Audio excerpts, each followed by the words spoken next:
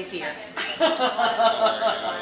Doing well. We're so grateful for you taking time to talk with us. Oh, it's been great to see you. Yes, I'm so excited. So we're going to have a quick chat with Tim, learn a little bit about this place and why he chose Cincinnati. But first, we're going to get comfortable because Just Jay likes a little bit of informality when it comes to talking to the citizen celebrities she admires. Let's take a seat. Great. So thank you. I know it's a busy day. It is gorgeous.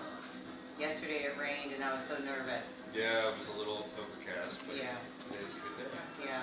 So tell me a little bit about the record store. First of all, how you came to be. Let's at least start there. Sure.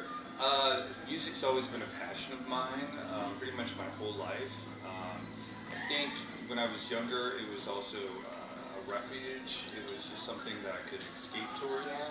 And I've always had a bit of a collection, and I've always just really gravitated to it. I'm an MTV kid, so I remember, distinctly everything. And, it was important to me. Yeah. It's not always important for everybody. I get that, but for me, it was safety. It was home. It was just music's always been a part of my life. I think my family a little bit, but that's something that I gravitated towards myself.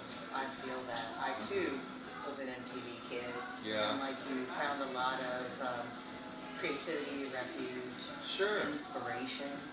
Yeah, and it felt like you could escape. Not that I had a bad childhood or Right on. anything, but I just felt like you could just kind of leave your situation for a moment. And music and videos and things like that were. When I was in high school, I went to a bunch of record stores, and that was my kind of thing, was going to a record store. And then when I got older, I went to half-price books in local area places that would have, those kind of world to it, like music and books and movies and stuff like that I just felt very comfortable in. In my own home, I tend to have music playing and TVs on and stuff like that pretty much all the time. I surround myself. I'm an artist as well, and I taught for years, so this is definitely a part of that atmosphere. Right on. So how did you take this passion for music, video, art, and move it into a profession? And why Cincinnati? Well, Cincinnati is home. I've lived a life and traveled a bit, but I think Cincinnati is it's a really great city. It's home, but it's also has a lot of history and a lot of rich amount of music to it. It's also, to me, it's a very comfortable city. It's not. It's a larger city, but it definitely is a small town, and I feel a part of the community. I feel like I'm a part of it. So it just was natural for me to want to be here. Yeah, I appreciate that. Yeah. So we are walking around, talking to the real citizen celebrities, the individuals, the business owners who really make it is. It's that unique flavor that every city has through their citizens. But this is my home, so that's who we're talking to. But as a business owner, let's talk about challenges. Like, how do you navigate, especially in various economic climates, the challenges of being a business owner? The word diversity is more so about, in my brain, is almost to the point of diversifying how you reach people, and I mean that monetarily, like going online and making sure that you are connecting with people from anywhere in the world. This is home, it's a brick and mortar, it's a store, but we need to be able to reach out to anywhere we want to be involved with Alien Records. So that's what I mean by diversifying the business, is making sure that I'm thinking outside of the box all the time. It used to be when you advertise, you had billboards, you had magazines, you had things like that. And now it's definitely things such as this, such as having, things on Instagram. You always have to be actively working to promote the business and thinking of other ways outside of the box. I know that talking to other small business owners that you can't just rely on the people walking up the foot traffic. Definite. I think that having a brick and mortar is 100% necessary, but I think the profit margin lies a bit outside of that. Right on. And that's a challenge for my first year going through. I realize I have to tap into that because I want to be around and do this until the day I die. I'm not dying anytime soon, but this is something I'm passionate about, and it doesn't seem like work. I mean, I still have other little jobs here and there and work other places, and I do think of those as occupations, as jobs. But when I come here, this is not a job to me. This is what it's exhausting at times, it's tiresome, it's kind of annoying, I'm sure, yeah. But it's something that I love. I mean, people love their as well. So it's part of life, you know? I mean, it's true. So you have to embrace all of the ups and downs and the flows, and you just have to keep your head up. And yeah, it's definitely not a walk in the park. It's definitely not for everybody. Right. And at the end of the day, I love it. Yay. Every day I leave here, I say, when I turn off the lights, right before I walk out the door, I always turn around and I say, goodbye, store. Good night. And it has a life of its own, but I realize that I'm nurturing it and I'm a part of that. And it's not a walk in the park, but I still care about it. And I do every day. So I make sure, you know, when you say goodnight to your kids, I know this store's not a kid, but in my brain it still is something I have to nurture and take care of. Truth. Yeah. Truth. It's like, oh, this shit is mine.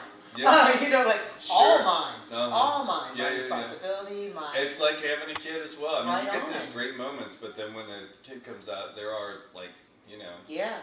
What Yeah. happens when the kid is colicky? What happens? You know what I mean? Like, it's like, oh, Yeah, shit. oh my gosh, I have to go to the doctor now. I just left the place. Yeah, I know. My partner's sister just had a baby, and yeah, and so it's fantastic and great. But I mean, it's one of those things you eventually. Real talk. And yeah, so. Real talk. I appreciate that. Okay, so we talked about the challenges. We talked about the how and the why. What's one of your favorite things about the city? What's your favorite thing about Cincinnati? Really, a real answer, honestly, I love the food. Say that. I love the food. Say that. Can I mention names? Yes, please. Okay, like literally, right across the street is Abigail Street, and I know them, but I was a regular there before I ever had this business. Yes. And I was there, I went there for a date that didn't last, and I stayed with the restaurant, you know what I mean? And they are wonderful. That place is fantastic. Bakersfield is a wonderful always Yes, it go is. to. Yep. Easy. They're real easy. It is consistent to the board, and I love that. And gosh, Wild Week's great. There's some I love now. Lasanti has a butter cake. Oh. Do you know the butter cake? What do you know about the butter cake? Okay, I'm gonna just go there and say I don't know, but I'm pretty sure the secret ingredient might be fentanyl. Yeah. Don't quote me on that. But literally, it's like I have never eaten anything and not spoken because I like to talk, and so does Aaron. And we do not speak when we eat that butter cake. I'll tell you. But really, like this area down in OTR has wonderful. I'm right every single. I shouldn't say this because this is where I'll be. Every Monday, I'm at Nicole's. Oh, yes. Oh my How do you gosh. feel about them moving down into the city? I love it because I know Pagals. I worked in fine dining for years, and Pagals was, for those of you who want to be a little educated, so the Masonette was the 5-star restaurant in Cincinnati. Yes, it was. But they were New French, if you want to be like a Okay. snoot about this. And Pagals was Old French. That would be like straight from France. Okay, so they actually predated the Masonette, Pagals. And Jean Robert was affiliated with both of those at one point. Yes, And God bless. John Robert. Wonderful guy. Yes. But Pagal's, that building has sat there for a long time, and I'm so happy Me too. that it's being Me utilized. too. And the whole building, they're using the whole thing, and it's going to be fantastic. I will be there the first night. I love Nicolo's. Me It's too. We have wonderful restaurants here. But I will miss them in this neighborhood. Like I here. love Here. that spot. I love Monday that spot. nights. You know, community it's nights. always so funny because I'm always like, in my brain, I'm always like, gosh, I hope a nice restaurant takes that place over. Because Yeah. I don't, no offense, I mean, I like my TJ Maxx, but I don't want it to be turned into a Marshall. Facts. Like, And I'm just saying. I love a TJ Maxx. I know, I but- should say that. I should say that. I love that. I do, but I'm just saying it's Nicolo's. Yes. And so, anyway, maybe I shouldn't say that. But, Yeah, well, we might not keep that, but we don't have copyrights then, so, okay. Yeah, right, okay. Okay, last but not least, so the theme of this episode is mental health, self-care, you know, it's rocky times. How do you take care of your mental health? I go to the gym. I go to the gym. I have gone to the gym vainfully in the past. Now it's literally therapy in my brain. I can go there and I just, sometimes life is stressful. And I just, sometimes picking up some heavy weight and moving it is a great way to just forget. Yes. Yeah, and you feel great, like literally. Today I did that, and I feel fantastic. And I have a little stress on my table, and but I'm a little bit better by going to the gym and having my mental health. So I think, you know, making sure you're healthy in many ways is important. Right.